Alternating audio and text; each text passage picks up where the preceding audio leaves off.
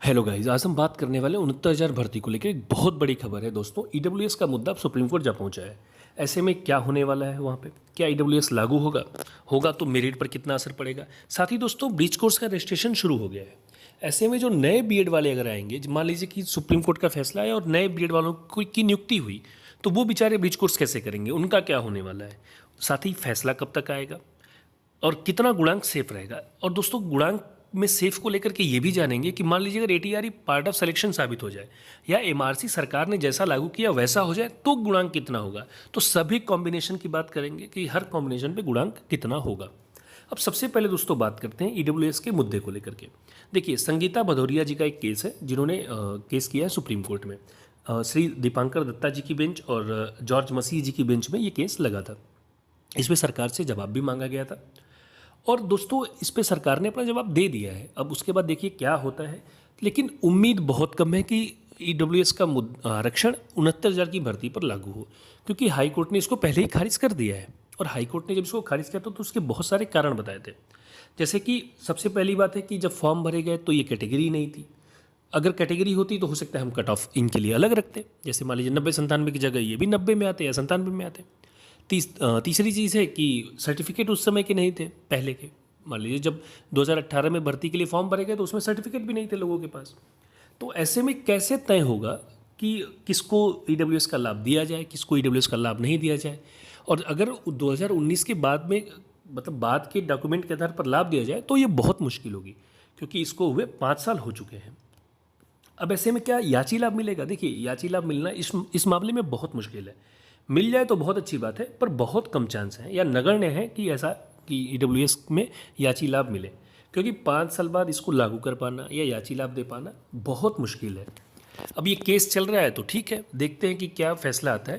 पर यदि ईडब्ल्यूएस लागू हुआ तो कट ऑफ पर क्या अंतर पड़ेगा, उस पर हम चर्चा जरूर करेंगे। क्योंकि मान लीजिए अगर हो भी गया तो कौन सी गुणांक, कितना गुणांक रहेगा जो कि सबके लिए सुरक्षित होगा। ईडब्ल्यूएस से प्रभाव केवल और केवल जनरल वालों पर पड़ने वाला है, बाकी ओबीसी, एससी और एसटी वर्ग पर कोई प्रभाव इनका नहीं पड़ने वाला है। उनकी कट ऑफ तो स्थिर रहेगी। अब दोस्तों बात करते हैं ब्रीच कोर्स को लेकर के। देखिए, ब्रीच कोर्स का रजिस्ट्रेशन शुरू होने वाला है। अब आप कहेंगे कि सर सोर्स कहाँ है, तो मैं सोर्स भी दिखाऊंगा कि किस सोर्स से पता चलता है सारी चीज़ें। और देखिए, ब्रीच कोर्स के लिए जो अर्हताएं हैं, जो एलिजिबिलिटी है, उसमें कहा गया है कि 2018 के नोटिफिकेशन के तहत आपको नौकरी मिलनी चाहिए। ये तो ठीक है। दूसरा है, अगस्त 2023 से पहले पहले आप नौकरी में नियुक्त होने चाहिए। अब दोस्तों सबसे बड़ी समस्या क्या है नए बीएड वालों के साथ, कि वो उनकी जो नियुक्ति है वो 2023 के बाद होगी। अगर मान लीजिए सुप्रीम कोर्ट ने फैसला दिया कि ठीक है, विसंगति हुई, फिर से लिस्ट दीजिए, और नए बीएड वाले आए, तो फिर वो ब्रिज कोर्स कैसे करेंगे? आप ये देख सकते हैं, जो ब्रिज कोर्स की डेडलाइन आप गूगल पे सर्च करके देख लीजिए। उसमें सीधे दिया है कि 11 अगस्त से इसको शुरू हो जाना चाहिए था और 30 सितंबर इसकी लास्ट डेट होनी चाहिए थी जो रजिस्ट्रेशन की। पर अभी किसी कारणवश शुरू नहीं हो पाया है ये। ठीक है, हो सकता है कि 10 से 15 दिन के अंदर ये शुरू हो जाए। मैक्स मेरे हिसाब से तो 7 दिन के अंदर शुरू हो जाना चाहिए, यानी कि अक्टूबर के पहले सप्ताह में रजिस्ट्रेशन प्रारंभ हो जाएगा और ये अक्टूबर 2026 तक चलेगा। अब ऐसे में मान लीजिए अगर बीच में फैसला आ भी जाता है कि जो मामला पेंडिंग है सुप्रीम कोर्ट में आरक्षण को लेकर के 69,000 के मामले में, अगर उसमें फैसला भी आ जाए तो जो नए बीएड वाले आएंगे वो कैसे ब्रीच कोर्स करेंगे? क्योंकि एलिजिबिलिटी में तो आपने कहा है कि 2023 से पहले की नियुक्ति होनी चाहिए थी और उनकी नियुक्ति तो 2023 के बाद की है, 2025 या 2026 की है। तो उनका क्या होगा? देखिए, सुप्रीम कोर्ट अगर चाहे तो अनुच्छेद 142 का प्रयोग, जो कि पूर्ण न्याय की बात करता है, कंप्लीट जस्टिस की, उसका प्रयोग करते हुए उनको छूट दे सकती है। जैसे कि अभी हाल ही में आपने देखा होगा कि टेट के मामले पर जिनकी नौकरी 5 साल से कम थी, उनको सुप्रीम कोर्ट ने 142 का ही प्रयोग करके उनको छूट दी थी। अगर यदि सुप्रीम कोर्ट विशेष छूट नहीं देती है तो बहुत मुश्किल होने वाली है बीएड वालों को। अब यदि नए बीएड वाले नहीं आए तो मेरिट पर कितना असर पड़ेगा? देखिए दोस्तों, मेरिट पर बहुत बड़ा असर पड़ेगा। कारण क्या है कि बीएड वालों की संख्या है लगभग 1,97,000 बीएड वाले पास हुए हैं 69,000 की भर्ती में, और लगभग 36 से 38,000 बीटीसी वाले पास हुए हैं। अब 38,000 बीटीसी और 1 लाख के आसपास बीएड वाले, तो जाहिर सी बात है कि उनकी संख्या ज़्यादा है। अगर बीएड को बाहर करेंगे आप, नए बीएड वालों को भी रोक देंगे, तो मेरिट में बहुत बड़ा अंतर आएगा। ओबीसी की मेरिट तो 61 तक भी जा सकती है, 61 से 62 तक जा सकती है ओबीसी की मेरिट। अब आप सबसे पहले देख लीजिए कि 69,000 में जनरल के 36,000 अभ्यर्थी पास हुए हैं, ओबीसी वर्ग के 84,868, एससी वर्ग के 24,308 और एसटी वर्ग के 270 अभ्यर्थी पास हुए हैं, जिसमें से डीएलएड वाले यानी कि बीटीसी वालों की संख्या है 38,000, शिक्षा मित्रों की संख्या है 8,000, ये भी बीटीसी वाले हैं, और बीएड वालों की संख्या है 97,368। ध्यान से सुनिए, 97,000 संख्या है। तो ये बहुत बड़ा मायने रखती है। इनको थोड़ा सा भी इधर उधर होंगे तो मेरिट में बहुत बड़ा अंतर आएगा। अब दोस्तों बात करते हैं फैसला कब तक आएगा। देखिए, अभी बहुत सारे मामले सुप्रीम कोर्ट में पेंडिंग में हैं, जैसे कि ईडब्ल्यूएस का केस हो गया, 69,000 के मामले का केस हो गया, आरक्षण का केस हो गया। ऐसे में इन केसों को बाइंड अप करके जब सुप्रीम कोर्ट एक साथ फैसला देगा, उसमें कम से कम 5 से 6 महीना तो लगने ही वाले हैं। उससे पहले तो ये फैसला नहीं आने वाला है। आप भले इसके लिए मुझे आप बुरा भला कह लीजिए, लेकिन हाँ, 5 से 6 महीने से पहले ये फैसला नहीं आने वाला है। अब दोस्तों बात करते हैं कट ऑफ कितनी सुरक्षित रहेगी। देखिए, कुछ कॉम्बिनेशन ऐसे हैं जिस पर कट ऑफ निर्भर करती है। जैसे मान लीजिए कि सरकार ने जो सूची बनाई है, उसने तो एटीआरई को पात्रता परीक्षा और एमआरसी को 68,500 के हाईकोर्ट के फैसले के आधार पर लागू किया कि यदि कोई अभ्यर्थी हाईकोर्ट गृह जनपद का लाभ लेता है अपने कोटे से, तो उसको उसके कोटे में शामिल कर दिया। पर हाईकोर्ट ने कहा कि नहीं, ऐसा नहीं होना चाहिए था, एटीआरई पात्रता हो और एमआरसी को, जो एमआरसी में पास है उसको अनारक्षित में रखो। तो इस पर तय करेंगे कि कट ऑफ कितनी होगी।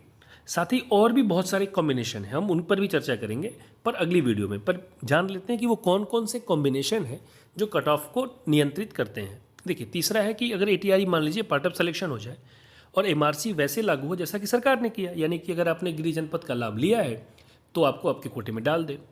दूसरा है, चौथा जो ऑप्शन है वो एटीआरई पार्ट ऑफ सिलेक्शन हो और एमआरसी हाईकोर्ट के जैसा हो, जैसा कि गृह जनपद का लाभ लिया तो भी जनरल में हो।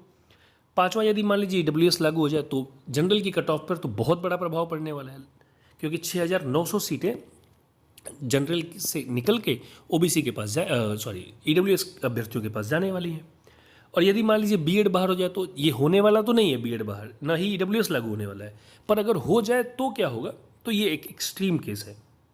अब बात करते हैं कितना गुणांक सेफ रहेगा। देखिए, यहाँ एटीआरई को पात्रता परीक्षा और एमआरसी को हाई कोर्ट के निर्णय जैसा मान करके ये मैं बता रहा हूँ कि कट ऑफ कितना रहने वाली है। बाकी जो कॉम्बिनेशन थे उस पर अगली वीडियो में बताया जाएगा कि कितनी कितनी कट ऑफ बाकी कॉम्बिनेशन के आधार पर होगी। तो पहले गुणांक के आधार पर एक लिस्ट देखते हैं। देखिए, इसमें पहले गुणांक का 106, ये आप देख सकते हैं क्रमांक के आधार पर एक गुणांक जारी हुआ था 69,000 के मामले में। तो जिसका मान लीजिए पहले गुणांक वाले का सबसे हाई मेरिट, दूसरे वाले का उससे कम, तीसरे वाले का उससे कम, और जो सबसे लास्ट में था उसका सबसे कम गुणांक था। ये मेरिट बहुत कुछ तय करती है। अब देखिए, अनारक्षित वर्ग की कट ऑफ अगर 34,500 सीटें अनारक्षित वर्ग की हैं, उनका गुणांक वहाँ तक है 69.26। और वैसे में अगर मान लीजिए कि 1% दिव्यांग आरक्षण बढ़ जाए, यानी 4% हो जाए, तो 69.33 रहेगा। और 6800 पद रिक्त भी थे। ऐसे में जो जनरल की कट ऑफ है वो 68.5 तक जाने वाली है। हाँ, एक चीज़ और भी है, अगर मान लीजिए ईडब्ल्यूएस लागू हो जाए, ऐसे में 6,900 सीटें जनरल के हाथ से निकल जाएंगी और जनरल का जो गुणांक है वो 70.47 तक जा सकता है, यानी 26,910 से ऊपर जितने लोग हैं वही सुरक्षित रहेंगे। हालांकि ईडब्ल्यूएस लागू नहीं होने वाला है, ये मैं श्योर हूँ। तो अगर ईडब्ल्यूएस लागू हो जाए तो 26,900 से ऊपर वाले सेफ हैं, अगर नहीं लागू होता है तो 68.5 जनरल की कट ऑफ रहेगी। और ये देख सकते हैं आप, जो कि 34,500 तक जो गुणांक है वो है 69.26, पर रिक्त पद जो 6800 थे उसके आधार पर 68.5 जनरल की कट ऑफ रहेगी। ओबीसी वर्ग की कट ऑफ 7,149 पद विसंगति वाले थे, जो कि हाईकोर्ट ने कहा था। साथ ही 6800 पद पहले रिक्त थे, अभी कम से कम 10,000 पद रिक्त हो चुके हैं। ऐसे में लगभग 4,000 पद ओबीसी वर्ग को रिक्त वाले मिलेंगे और लगभग उतने ही पद मिलेंगे इनको 7,149 में से। लेकिन 6,996 सीटों पर भर्ती की गई है, हालांकि उनको ज्वाइनिंग नहीं मिल पाई है। यदि उनको हटा दें तो 3,000 कम से कम ओबीसी वाले और नए आएंगे 6,996 को लेकर के, यानी 6,996 वो और प्लस 3,000। ऐसे में ओबीसी वर्ग की कट ऑफ 64.25 के आसपास रहने वाली है, इससे ज़्यादा नहीं जाने वाली। एससी वर्ग की कट ऑफ दोस्तों ऐसे सेम इनका भी है। 6,996 में कुछ एससी वाले चयनित हुए थे और उनको लेकर के लगभग 4,000 लोग चयनित होंगे, यानी 2,000 लोग नए और आने वाले हैं। ऐसे में एससी वर्ग की कट ऑफ 58 तक जाएगी, इससे ज़्यादा नहीं जानी चाहिए, ये मेरा अनुमान है। अब बात करते हैं एसटी, दिव्यांग और फ्रीडम फाइटर की। तो देखिए, इसमें जो भी पास है वो सभी के सभी सुरक्षित हैं, निश्चिंत रहें। और दोस्तों सबसे ज़रूरी चीज़ है, अगली जो वीडियो आएगी उसमें हम बात करेंगे ATRE यदि पार्ट ऑफ सिलेक्शन साबित हो गया, यानी डबल आरक्षण का मुद्दा, तो फिर क्या होगा। तो बने रहने के लिए धन्यवाद। थैंक यू सो मच दोस्तों।